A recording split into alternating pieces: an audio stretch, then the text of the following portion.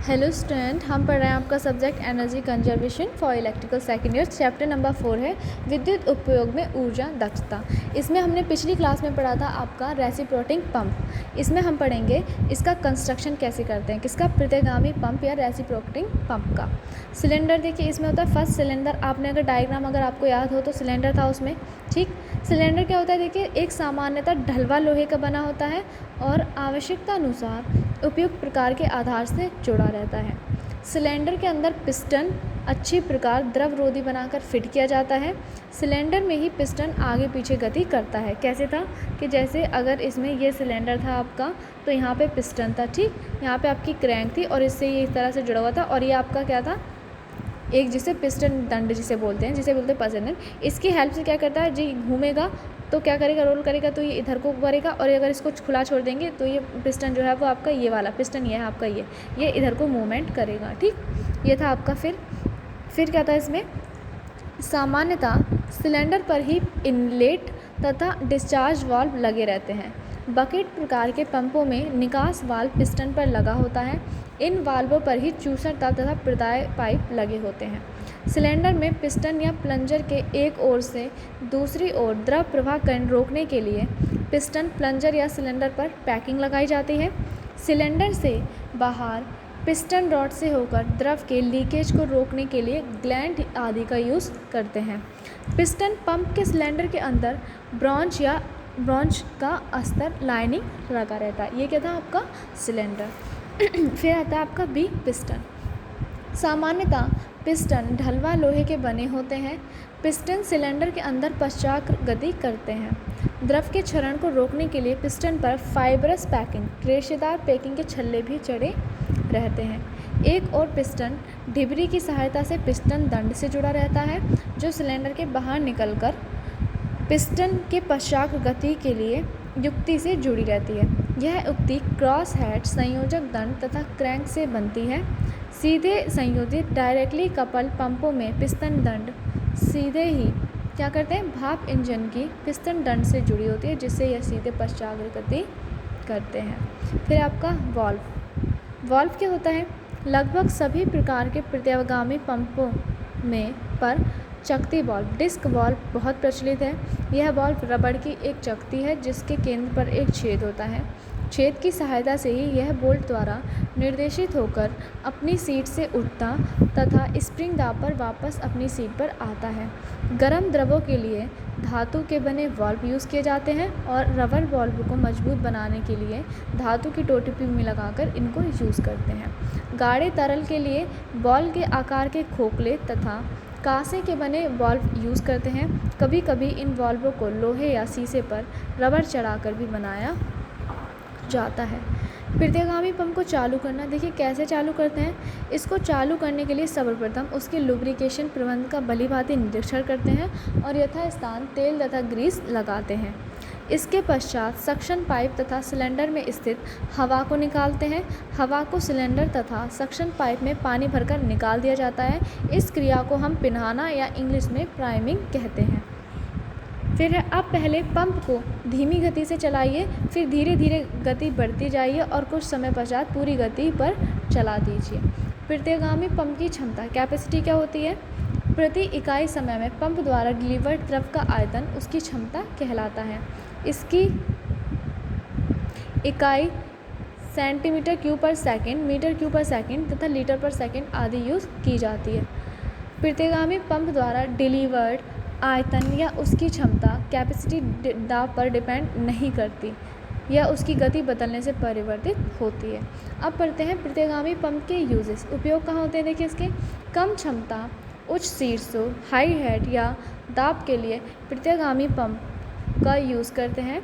Reciprocating pump को वायु दाब निकायों, छोटे बॉयलर में पानी भेजने, हल्के तेलों के लिए प्रयोग करते हैं। ऑयल ड्रिलिंग क्रियाओं में भी इसका नॉर्मली यूज़ होता है। घरों आदि में इसका उपयोग हैंड पंप तथा तेल के पंप के रूप में होता है। फिर आता है आपका नेक्स्ट टॉपिक है आपका अपकेंद्री पंप, सेंट्रीफ्यूगल पंप। देखिए इसका ये क्या होता है, आपका सेंट्रीफ्यूगल पंप आपका डायनामिक दाब पंप या डायनामिक प्रेशर पंप होते हैं। अपनी क्रिया के लिए अपकेंद्री बल पर डिपेंड करते हैं। लगातार डिलीवरी तथा कम मेंटेनेंस के कारण आज का इनका अत्यधिक यूज़ होता है। देखिए ये किस प्रिंसिपल पे वर्क करते हैं। डायग्राम के अकॉर्डिंग यदि किसी बेलनाकार बर्तन में पानी भरकर उसे केंद्रीय ऊर्ध्व अक्ष ए पर घुमाया जाए तो द्रव का स्वतंत्र तल जो पहले क्षितिज था अब वक्र हो जाता है। घूमने के कारण द्रव पर अपकेंद्री बल लगता है जो उसे बर्तन की परिधि की ओर फेंकता है। क्योंकि द्रव बर्तन को पार करके बाहर नहीं जा सकता, अतः यह बर्तन की परिधि की ओर ऊपर उठ जाता है तथा केंद्र पर द्रव का तल नीचा हो जाता है। जब अपकेंद्री बल के कारण द्रव परिधि की ओर जाता है तो केंद्र पर या उसके निकट आंशिक निर्वात उपजता है तथा वायुमंडलीय दाब के कारण द्रव तल नीचे हो जाता है, परंतु परिधि की ओर द्रव ऊंचा उठ जाता है। द्रव की इस उड़ान H के कारण उसमें दाब शीर्ष स्थापित हो जाता है। यह दाब शीर्ष द्रव के उस स्थान पर गतिज ऊर्जा के बराबर, गतिज शीर्ष के बराबर होता है। ये इसका सबसे जो एक, अगर आपको इसको एग्जाम्पल देखना है तो अगर आपने नोटिस किया होगा कि गांव में जब वो दूध वगैरह को चलाते हैं किसी चीज़ से, घुमाने वाली से, तो हम देखते हैं कि जो उसके साइड है, सेंटर में क्या होता है, पानी जो दूध होता है वो एक वक्र बना लेता है, कहाँ से, बर्तन की परिधि से, और जो वो होता है वो बाहर की तरफ फेंकता है। यही चीज़ है ना, तो ये सेम उसी पर वर्क करता है। अब यदि बर्तन को घुमाते रहें और उसके केंद्र को द्रव कुंड से संबंधित कर दिया जाए और लगातार ही आंशिक निवात के कारण द्रव केंद्र पर खिंचता रहेगा तथा लगातार ही द्रव बर्तन की परिधि पर H शीट के साथ प्राप्त होता रहेगा। बर्तन के व्यास पर दाब में ऊपर दिखाया गया है। अपकेंद्री पंप की क्रिया का यही सिद्धांत है जो कि एक प्रतिवर्तित या रिवर्स्ड प्रतिक्रिया टरबाइन के समान है।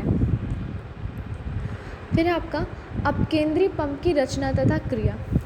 Working and construction of centrifugal pump. अपकेंद्री पंप की सरल रचना में उसके प्रमुख अंग प्रदर्शित किए गए हैं। इसके प्रमुख अंग आंतरनोदक या इम्पेलर, आवरण या केसिंग, चूसर पाइप, प्रदाय पाइप, वाल्व तथा पैकिंग है। डायग्राम में अपकेंद्री पंप की पूर्ण रचना में विभिन्न अंग तथा फिटिंग्स दिखाए गए हैं। देखिए ये क्या है, इसका नेत्र है, ये क्या है आपका सक्शन पाइप है, और ये क्या है आंतरनोदक है, और ये आपका क्या है डिलीवरी पाइप है, और ये आपका क्या वॉल्यूट केसिंग है जो बाहर से दिख रही है। क्रिया देखिए क्या है इसकी, पंप में अंतर्नोदक के केंद्र पर द्रव प्रवेश करता है। कहाँ, अंतर्नोदक, जो इम्पेलर है, जो इम्पेलर है उसमें क्या करता है द्रव प्रवेश, जो इम्पेलर है इसमें क्या करता है आपका द्रव प्रवेश करता है, और इस प्रवेश को क्या कहते हैं, आई कहते हैं। इसलिए इसी स्थान पर हम के नॉर्मली क्या होता है सक्शन पाइप लगा रहता है, जो ये लगा हुआ है इसके नीचे। संखावत आवरण के निकासी पर, जो ये आपका है वॉल्यूट केसिंग, इसके निकास पर डिलीवरी पाइप हमेशा लगा रहता है। ये आपका क्या है डिलीवरी पाइप है, और यहीं से द्रव बाहर निकलता है। चलाने से पहले इस पंप में से हवा का बाहर निकालना आवश्यक है, इसलिए पंप में प्राइमिंग की जाती है। अतः पंप के सक्शन पाइप तथा आवरण आदि में द्रव भरा जाता है। इस प्रकार यह पंप एक प्रतिवर्ती या रिवर्स प्रतिक्रिया टरबाइन, रिवर्स रिएक्शन टरबाइन की भांति द्रव से भरकर क्रिया करता है। यह अपकेंद्री पंप के अंग तथा फिटिंग्स देखिए। ये क्या है आपका फुटबॉल या स्ट्रेटनर कहते हैं, छलनी कहते हैं जो द्रव को छानता है। ये आपका चूसर पाइप है जो द्रव को वो करता है। ये क्या है आपका अपकेंद्री पंप लगा हुआ है यहाँ पे, ये यहाँ पे कपलिंग है, और ये मोटर है, ये क्या है इसका बेस है। ये आपका डिलीवरी पाइप है, ये दाब गेज लगा रखे हैं, प्रेशर हेड, और ये आपका पता है ये डिलीवरी बॉल्व है, और ये आपका डिलीवरी पाइप है। ठीक है, इसको क्या बोलते हैं HD बोलते हैं। ठीक है, क्या बोलते हैं इसको डिलीवरी हेड, और ये क्या है आपका सक्शन हेड। पानी यहाँ तक चूसा जाता है और यहाँ से डिलीवरी की जाती है। फिर है विद्युत मोटर या किसी प्रथम चालक की सहायता से इम्पेलर को घुमाया जाता है। सेंट्रीफ्यूगल फोर्स से इम्पेलर के केंद्र का पानी उसकी परिधि की ओर जाता है, जिससे केंद्र पर पार्शियल वैक्यूम उत्पन्न हो जाता है।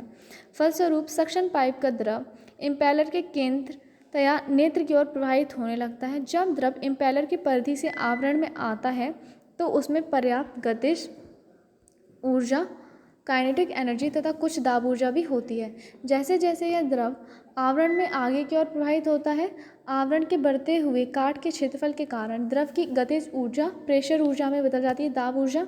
इस प्रकार आवरण के निकास तक पहुंचने पर द्रव काफ़ी दाब ऊर्जा ग्रहण कर लेता है, जिससे वे प्रदाय पाइप में, डिलीवरी पाइप में ऊपर चढ़ता है और यह दाब प्रेशर से फ्लो करता है। पंप के सक्शन पाइप के निचले सिरे पर स्ट्रेटनर तथा तल वाल्व लगा होता है। छलनी के कारण क्या होता है, पानी में मिली हुई गंदगी, पत्तियां, कीचड़ आदि सक्शन पाइप में प्रवेश नहीं करती। इस प्रकार की गंदगी पंप में चली जाए तो इम्पेलर को हानि होती है तथा उसके कार्य में बाधा पड़ती है। फुट वाल्व एक तरफा वाल्व होता है जो चूसर पाइप में खुलता है। इस प्रकार एक पंप को चलाने के पश्चात यदि उसे रोका जाए तो चूसर पाइप में द्रव भरा रहेगा, अतः दोबारा चलाने के लिए उसमें द्रव भरने की आवश्यकता नहीं पड़ेगी। थैंक यू क्लास, आज के लिए इतना ही।